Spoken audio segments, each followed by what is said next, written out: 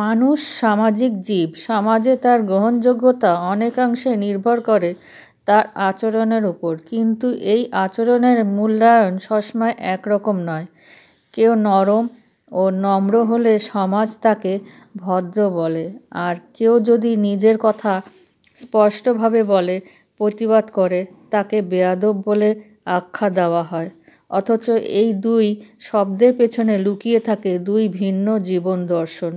সেই দুই রকম হলো শক্তি ও দুর্বলতা।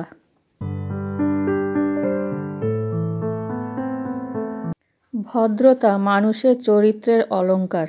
ভদ্র শান্ত, সংযত ও সহনশীল হয়। তার আচরণে থাকে সৌজন্য ও শ্রদ্ধাবোধ, যা সমাজে সৌহার্দ্য সৃষ্টি করে। ভদ্র আচরণ মানুষকে সম্মান এনে দেয়, সম্পর্ক টিকিয়ে রাখে এবং সংঘাত কমায়।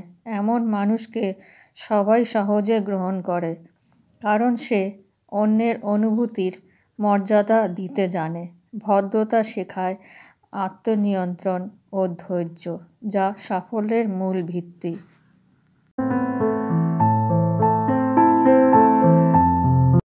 তবে অতিরিক্ত ভদ্রতা অনেক সময় মানুষকে দুর্বল করে তোলে।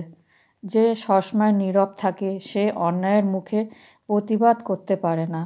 সমাজ অনেক সময় এই নীরবতাকে ভদ্রতা হিসেবে দেখে, কিন্তু আসলে তা অন্যায়ের প্রতি সমর্থন হয়ে দাঁড়ায়।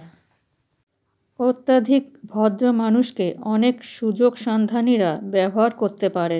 এভাবে ভদ্রতা কখনো কখনো আত্মসম্মান হারানোর কারণও হয়ে দাঁড়ায়।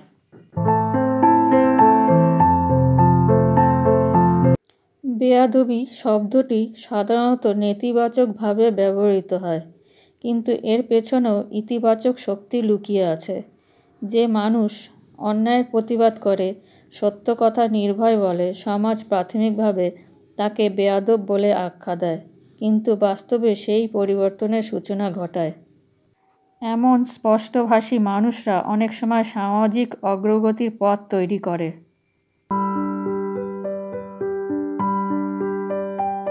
তবে যে বা যারা স্পষ্টভাষী তারও সীমা আছে। অতিরিক্ত রূঢ়তা বা অহংকার মানুষকে একা করে দেয়। অন্যদের অনুভূতি উপেক্ষা করলে সম্পর্ক নষ্ট হয়, সমাজে ভুল ধারণা জন্মায়।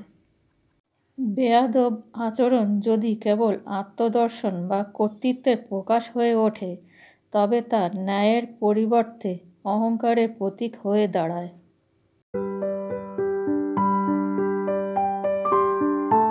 ভদ্রতা ও বেয়াদবি দুটি বিপরীত দিক হলেও উভয়ের মধ্যেই কিছু ভালো ও কিছু খারাপ দিক রয়েছে।